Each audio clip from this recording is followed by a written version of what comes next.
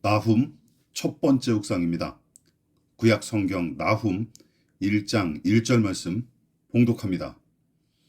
니느웨에 대한 경고 곧 엘고스 사람 나훔의 묵시의 글이라.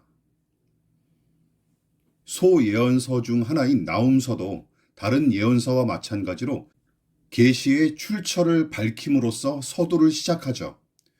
여기 기록된 내용을 토대로 저자 및 시대적 배경과 기록 목적을 대략 정리하면 다음과 같습니다. 이 성경은 나훔이란 사람이 하나님의 계시를 받아 기록했다고 선포함으로써 이 기록과 그의 말에 관한 신적 기원과 권위를 부여해 주죠. 즉, 사람이 임의로 내뱉은 말이라거나 어떤 개인적인 목적과 의도를 전하려고 주장하는 말이 아니라는 뜻입니다. 또한 나훔이라는 이름은 위로자라는 뜻이고 엘고스 출신의 사람으로 소개를 하죠. 엘고스가 유대 남부 지역이나 갈릴리의 한 성읍이라고 추측은 하지만 정확한 위치는 알려진 바가 없는 지명입니다. 그리고 나훔의 묵시, 이 계시와 예언은 니느웨에 대한 경고라고 언급을 하죠. 니느웨는 당시 근동의 패권을 장악했던 아수르, 즉 아시리아의 동쪽 수도로서 이미 요나 선지자의 글에서 주 무대로 등장한 바가 있는 도시입니다. 그래서 나훔서는 독특하죠. 요나서와 같이 니느웨가 예언의 대상이기 때문입니다. 물론 요나 선지자와 나훔 선지자의 메시지를 선포한 시기가 다르고 선포했을 당시의 정황도 사뭇 다릅니다. 요나는 니느웨에 직접 가서 하나님의 심판을 경고했고 그의 메시지를 들은 니느웨 사람들이 대대적으로 회심하는 기적이 일어났었죠. 그러나 나훔은 니느웨 백성으로 대표되는 아수르의 죄악을 고발하면서 더는 돌이킬 수 없는 심판과 하나님의 보복을 선포합니다.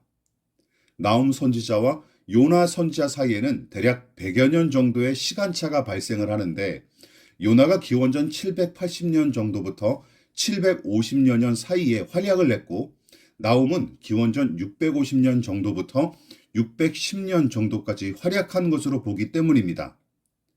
100여 년 전 요나가 니느웨에 하나님의 뜻을 전할 때는 놀라운 영적 부흥과 회심의 역사가 일어났었죠. 그러나 한 세기 정도 지난 시기에 아수르는 이미 북이스라엘을 침공하여 망하게 했고 남유다까지 집어삼키려는 야욕에 불타 끊임없이 남유다를 괴롭히던 때였습니다. 바로 그 시기에 나훔 선지자가 하나님의 말씀을 선포한 것이죠. 100여 년 전 요나 선자가 외친 경고의 메시지를 듣고 니느웨 온 백성이 회심한 적이 있었지만 그때 받은 은혜는 그때 소용되는 거라는 성경의 진리를 고스란히 드러냅니다. 한 번 부흥의 은혜를 맛본 일이 고스란히 이어지지 않는다는 사실을 여실히 보여주죠. 세월이 흐르고 시간이 지나자 그들에게 닥칠 심판을 면제해 주신 하나님의 은혜는 까맣게 잊고 말았습니다. 회개하는 자들에게 부어주었던 용서와 긍휼의 은혜가 세월 지나면 사가버리는 물건처럼 식어갔던 것이죠. 언제 그랬냐는 듯이 긍휼의 은혜를 베푸신 하나님을 잊었고 변질한 북이스라엘 백성을 심판하는 도구로 니느웨는 전락을 한 것이죠. 또한 요나와 함께 나훔의 이 메시지는 하나님의 주권이 이스라엘 땅 안에서만 효력을 발휘하고 그 국경 밖으로는 아무런 영향을 미칠 수 없다는 사고방식을 철저하게 박살냅니다. 여호와 하나님은 이스라엘 민족만의 신이 아니죠. 가나안 땅의 토착신이 아닙니다. 온 땅과 만민의 하나님, 온 세계와 모든 열방을 다스리시는 하나님이십니다. 당신은 하나님을 예배당 안에만 가둬두고 있지는 않습니까? 그리고 베푸신 과거의 은혜를 혹시 지금 잊어버리고 있는 것은 아닙니까?